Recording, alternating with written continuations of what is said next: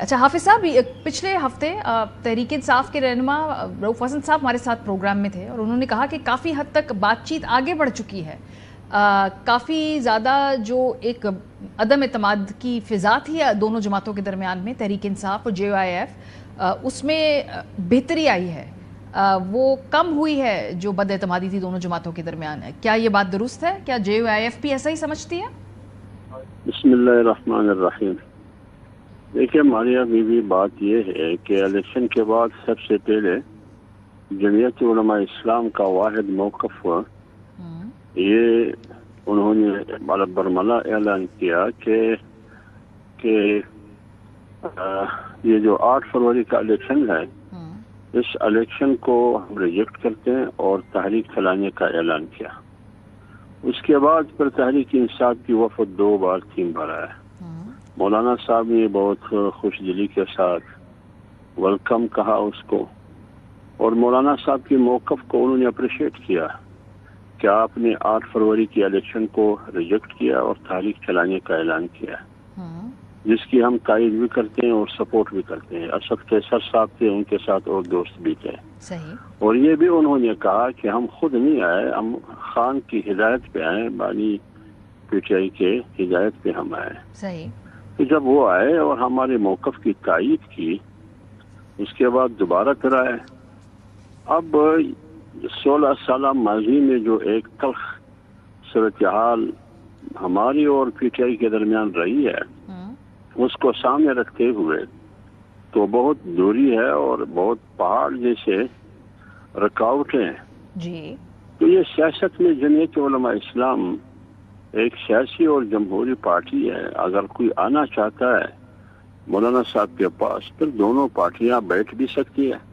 ان کے درمیان مستقبل کے لیے ایک ٹی او آر پر اتفاق بھی ہو سکتا ہے.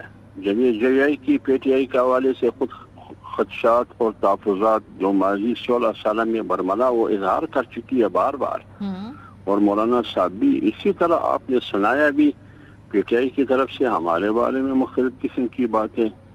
تو لہٰذا یہ ہم بیٹھ سکتے ہیں اور اس کے متعلق ایک باقاعدہ ٹی او آر آ سکتا ہے. ٹھیک ہے، اور چیزوں کی وضاحتیں بھی ہو سکتی ہیں. حافظ صاحب، یہ جو آپ کہہ رہے ہیں چیزوں کی وضاحتیں ہو سکتی ہیں، اس میں تو بڑے کلیدی آپ لوگوں کے آپس میں ڈفرینسز ہیں نا. مطلب سب سے پہلا اگر ہم فرق جو بالکل سامنے نظر آ رہا ہے وہ یہ ہے کہ آپ سمجھتے ہیں کہ آپ کا مینڈیٹ بھی چرایا گیا اور اس کا بینیفیشری پاکستان تحریک انصاف ہے. تحریک انصاف کہتی ہے ہمارا مینڈیٹ چرایا گیا، اس کی بینیفیشری پیپلز پارٹی پی ایم ایل این ہے. تو آپ کا تو مینڈیٹ جس نے چرایا وہ تو تحریک انصاف ہے، تو ان کے ساتھ بیٹھ کے پھر یہ بیسک مسئلہ کیسے طے کریں گے؟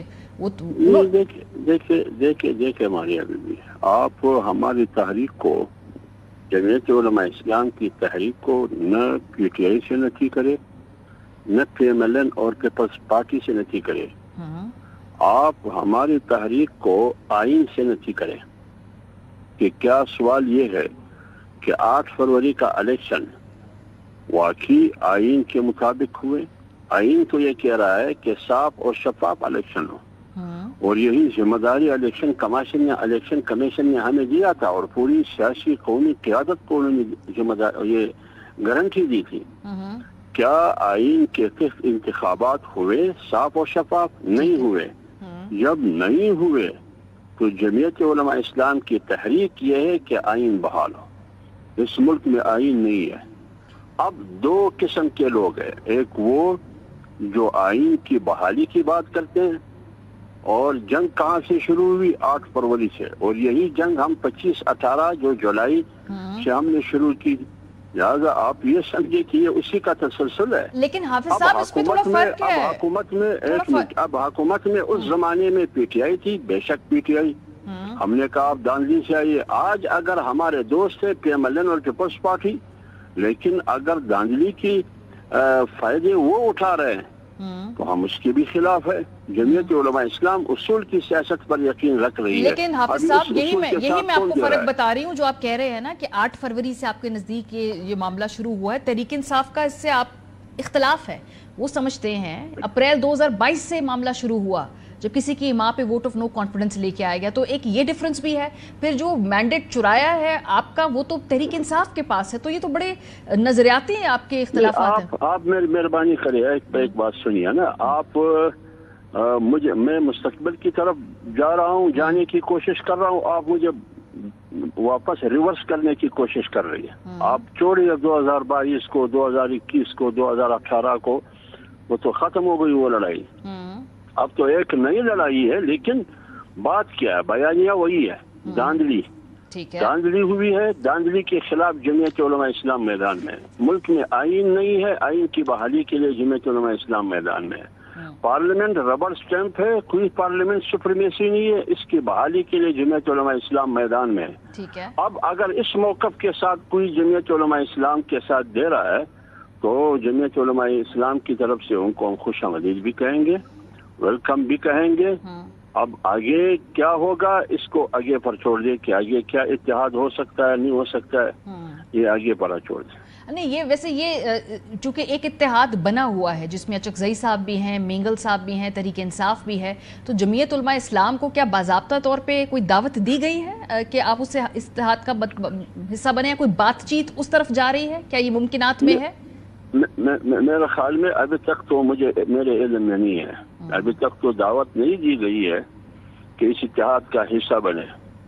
جمعیت علماء اسلام اگر اتحاد کا حصہ نہ بنے بھی, آپ کو یاد ہوگا 2018 کے بعد 20 ستمبر 2020 تک جمعیت علماء اسلام اکیلی تنہا ملین مارچ کیے, اور 2019 اکتوبر کا آزادی مارچ بھی کیا. لاکھوں لوگ اسلام آباد میں بیٹھے تھے.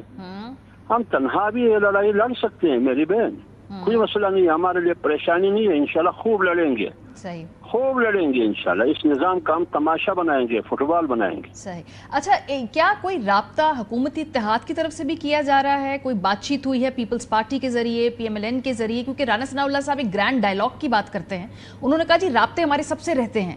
تو آپ لوگ کے رابطے ہیں پی ایم ایل این سے اس وقت کسی بھی لیول پہ؟ دیکھیں, یہ سیاسی پارٹیاں ہیں, رابطے تو ہر کسی کے ساتھ ممکن بھی ہے, ہو بھی سکتے ہیں. لیکن ایک بات جمعیت علماء اسلام کا واضح ہے, کسی نے بھی اگر بات کرنی ہے تو ہم نے ریورس میں نہیں جانا ہے, انہوں نے ریورس ہونا ہے.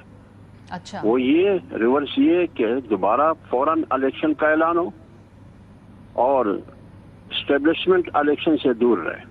بس یہ 2 پوائنٹ ایجنڈا ہے.